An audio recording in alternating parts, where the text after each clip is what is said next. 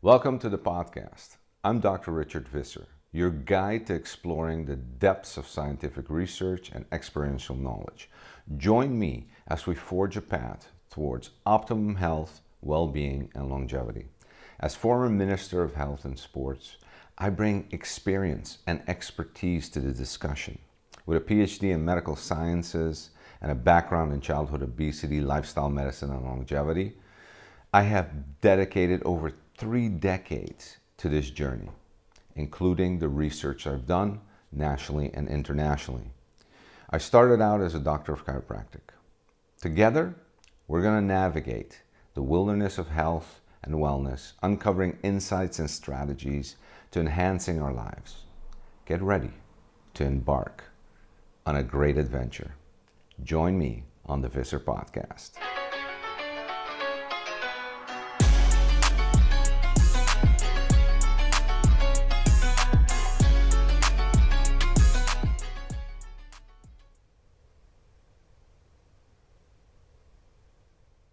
Welcome to the Visser Podcast. This is episode number 21, Optimizing Your Weight and Body Composition for the Long Term. Key long term. So, in the foundation work, we talked about nutrition. We talked about it. We talked about what you need to be doing. We talked about what you need to be looking at. And we also explained how personalized it is. So, we're going to go over some of that. If you need more information, go back to the foundation work. I think it's episode number 4. But today we're really going to look at the science behind weight loss. And it's so confusing because you're on the internet, you're online, and there's ads for everything. Okay, from drop your weight in 12 weeks to the 5-minute diet, and you name it, it's there. And everyone is basically got their own Bible of which diet is the best. There is no best diet. There's the best diet for you. It needs to be personalized. So we're going to talk about this. What I want you to look at is find a diet where the restrictions feel the least restrictive to you. Because you're going to have restrictions. We're going to have to change things around. We can't continue the way we're going. So we're going to need to do a calorie deficit. We're gonna need to cut sugar. We're gonna need to cut, the ultra processed foods. We're gonna definitely need to cut, anything that has the high fructose corn syrup inside. We're gonna have to drastically lower starches. So we're gonna look at all of that and look at the diets that fit you best. And if you suffer from depression or you suffer from epilepsy or anything like that, you need to be looking at the keto diet. If you just want brain health and everything, you're going to probably move towards the Mediterranean diet, the different versions of it, because we got a lot of polyphenols there, and, we got the red wine, the olive oil, it protects. We need to make sure that the diet is rich in omega-3 fatty acids. Otherwise, we need to supplement. So omega-3 fatty acids is key. We definitely need to supplement with vitamin D, no matter which one you're doing. And so, and as you know, if you have a little tint or a little color, the darker you are, the more D you need. So there you go. So, it's a battle because everything, the way we live and our environment is obesogenic. Our environment is basically built to make us obese, with transportation, elevators, the way buildings are made, the way we work, our homes, everywhere, everything is pushing us to be obesogenic. All the advertising of sugared foods, all the advertising of processed foods, everywhere you go, everywhere you walk, food's available, sugar's available, vending machines are available, anything everywhere, and it's just pushing us. And we know that our brain, from previous episodes in Alzheimer's, our brain cannot handle fructose because it basically gives a signal that we're going into hibernation. So it starts storing everything as fat, and it shuts down our appetite suppressors, and we start eating more and force feeding ourselves. Meanwhile, we're not feeling that we're full. And so this is what sugar does to us. This is what sugar does to us. And all the stuff we're eating is full of sugar. So, let's get it down once and for all. Okay, so I got 9 principles that I work from. Okay, we're going to go through my 9 principles. And in the end, we're going to discuss a controversial macronutrient. It's not controversial. The science is 100% behind it. But when you hear the discussions between nutritionists and physicians and, the people that feel they know, there's always a discussion. There's one camp, there's the other camp. But we're going to set that straight this time and help you out. Because, there is confusion out there, and if you go behind all the stuff that's being said out there, you'll never find your way. So we're going to help you find your way. Okay, number 1, when starting any program, it's good to have a base report, which includes a blood analysis, including a thyroid panel, and if you're approaching middle ages, also a hormone panel. We want to make sure that there's no big obstacles in the way when you're starting a new diet, when you want to lose weight, when you want to get to your optimum weight and keep it there. If your thyroid, your T3, T4 is off, your TSH is off, you're not going to be able to do it. If your testosterone is off, if your estrogen is off, if your progesterone's off, it's going to be very tough. So we need to make sure that that's in order. And if it's not, do something about it. Talk to your physician, put a program together. And then secondly is what I just talked about, is pick a diet that's least restrictive for you, so that it feels least restrictive for you. All diets are restrictive, and it's good that they're restrictive because we want to basically wake up adversity mimetics. We want to feel hungry. We want to get that thing of starvation going a little bit in our bodies. It's good for our bodies. Why? Because it wakes up the genes that do regeneration. We need that if we want to live longer and we want to live healthier. All right? So I'm going to teach you how to do that within your diet. Consider an 8-hour feeding window. So a 16-8, fast. It's 8-hour feeding window really, or less. You can go a 6 to 8 hour feeding window, and you can move that. Either you do it in the morning till, midday, or you start midday and go up to, later afternoon. That's your feeding window. Other than that, what you're doing is you're drinking water, you're drinking coffee and tea without sugar. You can do your vitamins, you can do some supplements while, before. If that's what you need in the morning before you go work out, fine. But that's going to be your eating window. And we do this for longevity. We also do this because it's an easy way to control calories. You have less time to be eating. Okay? So, which means you got to fit 3 meals in there in that 8 hours. I want you to cut sugar, soft drinks, anything with high fructose corn syrup, drastically reduce processed foods, and reduce your alcohol consumptions. I had to do it. I kept fat because I was having a drink every night. I was, different country, getting used to it, not much to do. I built a super cool cigar room, a small, but it's cool. It's my room. And so all of a sudden I found myself, 1, smoking too many cigars. I had to stop that. I used to smoke once in a while. You build a room, you're going to smoke all the time. Then, not all the time, but every day I had a cigar, so I had to back that off. And I was also having a drink, and it affected my calorie. So yes, I put it now for the weekends. During the week, I'm dry. It makes a big difference because it's liquid, calories coming in that really your body doesn't feel they came in. Okay, the other thing I want you to do is, if you can, and this is really, I highly recommend this, is wear a 24/7 glucose monitor. Levels is a company that I really like, but there's a lot of companies out there. So what happens then is, if you're wearing this, it will monitor everything you eat. So everything you eat will be will give you a reading of what it does, how it spikes your glucose. So you're personally going to see how foods and drinks affect you. And then you can really learn what it means to have a personalized plan. Because, I might drink red wine and I might be perfectly fine. My buddy next to me drinks red wine and he spikes his glucose like he's diabetic. So he shouldn't do it, but I can. So we need to know this. And for everyone, it's different. It depends, for a lot on your gut biome. It depends on, what, your genetic predisposition. It depends on a lot of things. So we need to find this. And the only way to do it is to wear this, 24/7 glucose monitor and get it checked.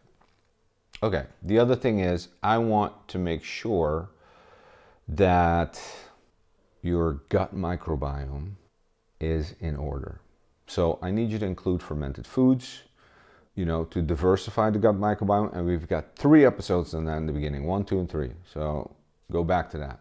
And then I need you to do some fiber. So get the fiber in with, your vegetables, your cruciferous, lentils, beans, etc.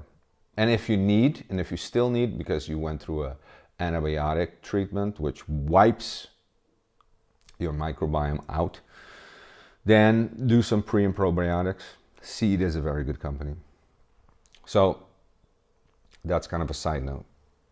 Okay, for women, no matter what they say, no matter what the FDA or whatever organization in your country is giving you what you need to consume for protein, that's at starvation size. I mean, these country charts are extremely outdated. So really, a woman, no matter what size, shouldn't consume less than 100 grams of protein in a day. As a matter of fact, for everyone, I would count 1.5 to 2 grams of protein per kilogram of ideal body weight. Now you can convert that to pounds if that's what you're measuring it with, but this is what's ideal. Okay, so it's much higher than we think. It's much higher than they say. And we have the research to back that up. So make sure you increase the protein in your first meal. Now we have a tendency to, do a lot of carbs in breakfast, fruits and porridge and this and that, Quaker oats, whatever, steel oats, the whole thing, right? Wrong. We need to up the protein because we need to get our anabolic going. We're catabolic all night when we sleep. All right, we wake up. We need to switch that system to anabolic system. Okay, so we can start building back. Build up muscle, build up tissue, repair tissue. So, in order to do that, we need to trigger it. And the way we trigger it is with enough protein. So, your first meal should have about as much protein as your last meal. So, we need to switch that up. And I know you're not doing that.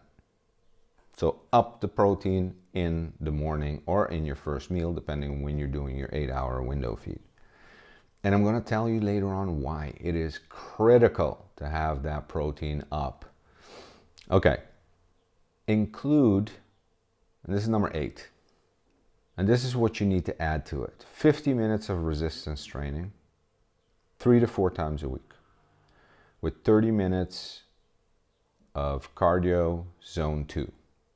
And zone 2 cardio is either walking uphill, cycling, whatever, steady state, meaning same state, at 60 to 70% of max heart rate. So you're breathing heavy, but you can still talk. All right? And don't creep it up. Don't creep it up. Don't start moving it up. Stay there 30 minutes. And I need you to do that either separated from your resistance training. That's the best way. But if you don't have the time, you want to do it all together, then do it after. Don't do it before. Do the 50-minute resistance training before, because I need you to have all your sugars. I need you to go fight or flight. I need you to make use of all the hormones that get released in the first, half hour of you doing resistance training. And then I need you to go on an easy zone 2 cardio where you don't need all that stuff. So lastly, once you get to your desired weight, okay, and make it slow as possible. So I want you to lose the weight slowly over time. Make it a 6-month project. No fast weight loss. Fast weight loss is fast gain. Okay? Slow. So I want your body to get used to this new weight. Once you reach your desired weight, give yourself a cheat day or 2, depending if your body can handle it. Don't go freaking out on your cheat day. Just cheat normal. I mean, just relax about it. Have a great time, have a good meal, have drinks, whatever. It's like, I do it in the weekend. I do it on Friday night and Saturday. Those are my days. And I just, man, I have my wine, I have my cigars. I'm like eating pasta. I eat what I love. And it's good. And man, my weekday feels, and really, it's become so that I can't wait to get back, on my train, on my Monday through Friday thing, because it just feels good. I feel good. Okay, and the other thing is, and those are 9, right? When weighing, I want you to weigh in the morning. So when you wake up, you go to the bathroom, boom, weigh. You can weigh at night, but know that you'll drop a kilo or more between going to bed and waking up in the morning. So you need to have a consistent time when you do your weigh-in in the morning. Every day it will fluctuate some, so don't freak out, okay? But what I want you to do is kind of track it for a week. It needs to be going down in a week. Daily, it can go swing up and down. That's normal, but you need to measure, okay? Just like your blood, we need to measure everything. Okay, so now we're at the macro. The macro with the most power. Yes, you guessed it, protein. Okay? Protein for weight loss, weight maintenance, muscle retention, bone density, brain health, lipid health, and it goes on. Hair, skin, all tissue. It's super important. Okay? When going on a caloric deficit to reduce weight, make sure you are not losing muscle mass. After 35, we start slowly losing muscle mass. When we hit our 40s and 50s, we're losing muscle mass. We're not gaining muscle. Even if we're training, we're just maintaining. So you don't want to lose it. That's the last thing you want to do. And when we drop weight, there's a huge risk of losing muscle density. So we're going to hack that. We're going to make sure you don't. And the key is your protein intake. Yes, your protein intake.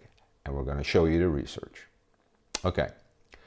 So if you are doing a vegan or plant-based diet, you're going to have to up your protein because you will not be able to get enough protein from everything you're eating. It's going to be a caloric nightmare for you. You're going to have to eat so many calories to match. It's impossible. So you're going to have to supplement with a whey isolate protein, or you can, they also have vegan proteins that are very good now. You're going to have to supplement, period. Secondly, there's 8 nutrient supplements that you need to put in. Okay? B12, D, omega-3 fatty acids, a little bit of iron, zinc, calcium, selenium need to be added. Now, if I can persuade you to do a pesco vegan diet, I'll get you more in the right path. But if you really, for your own reasons, want a strict vegan or strict plant-based, then you have to do what I just said. Okay? To keep it on the up and up. And so when we look at some studies, I've got a lot of studies here, but we're going to, just handpick a couple. High protein diet compared to a high carb diet. Same calorie deficit, same weight loss. The high protein group lost mostly fat, almost all fat, and even lowered their triglycerides. So their blood panel, the lipids became better. All right? Whereas the high carb group lost fat and a lot of muscle. Not good. Lipids, nothing, stayed the same. All right? Second study. We measure how people rebound after a lower calorie diet. One group went back to regular eating and the other kept an 18% higher protein diet. It increased their chances by 50% to keep the weight off. And we're going to go into why, how that happens. Thermogenesis, first clue. How much calories does it take to burn what you're eating? So your body has to digest what you eat. That takes calories. So your body's actually burning just in digestion. You sitting there, you ate something, your body needs to digest, you're burning calories. So we're going to calculate. 1993 study. So protein, 20 to 30% thermogenesis. Okay, so 100 grams, really what you're getting in is 70 grams because 30 of them, 30 grams, are going into just breaking down the protein that you ate. So it's great calorie out, right? Okay, carbohydrates, only 5 to 10%. Very low. Fats, 0 to 3%. So basically what you eat is what you get in your body. So protein is king here, okay? You need to increase your protein by 15 to 20% if you are on a maintenance diet. And drop your carbs by the same amount. So do this and you can maintain. And we're going to tell you why. You know, thermogenesis is just one part of the equation. So protein gives us protein synthesis, which is basically good for our muscles, keeps our muscles, us from losing muscle, and maintenance as we age. Gives us thermogenesis, right? So the effect on the body, it burns more fuel, and we feel more satiety, okay? We have more satiety, feeling of fullness by turning down ghrelin. So protein turns down ghrelin. Ghrelin is the hunger hormone. That's the hormone that says, come on, eat. Carbs don't do this, okay? Much less. It aids us with healthy weight loss. So protein aids us with healthy weight loss. Bone density, restoring of all tissue in the body, and hormonal balance. And we've also seen in the studies, it works as a GLP-1 antagonist. Now, where have we heard that before? Maybe Ozempic, Wegovy, the new miracle weight loss drug. Those are GLP-1 antagonists, okay? Protein does it. It doesn't do it as heavy as these drugs. These drugs go all in, but there's a huge downside, which is muscle loss with these drugs. With protein, you don't get that. And yet, it does the same effect. Not as heavy, as I said before, but it has that effect. So, I need you to have a 30 to 40% of protein in your diet. Okay, so look at your plate, look at that. And that's with each meal. That's where we are able to keep. And you can have lean proteins, okay? You can have lean proteins, you can supplement with proteins, there's different ways of getting it. But that's where we're able to keep the lean body mass, okay? And when I'm talking lean body mass, I want a male to be around 17%, 16%. 15 is phenomenal. 15 is phenomenal. I mean, then you're looking the part. For women, I'm looking at 19, 20, 21%. They need a little more fat, okay? So around those numbers, body fat percentage, okay? More than that, no. So that's where I want us to be. So look at it. Studies show that high protein diet with and even without exercise show more fat loss. Okay, so with and without exercise. They have groups. One group does exercise, has a high protein diet. One group doesn't do exercise and has a high protein diet. On the other side, you have a group that has high carb diet and does exercise, high carb diet, no exercise. On this side, both groups, even the one that didn't do exercise, had more fat loss, right? And less muscle loss than any of the groups on the other side. Protein is where we need to go. Don't be afraid of it. It's not for bodybuilders. It's for you. It's for us. It's important and becomes more important when we age. Use it, take it, change your diet, and see what happens. Thank you. This was a power episode. See you soon. Join the journey. Subscribe, ring the bell notification, and let's get going.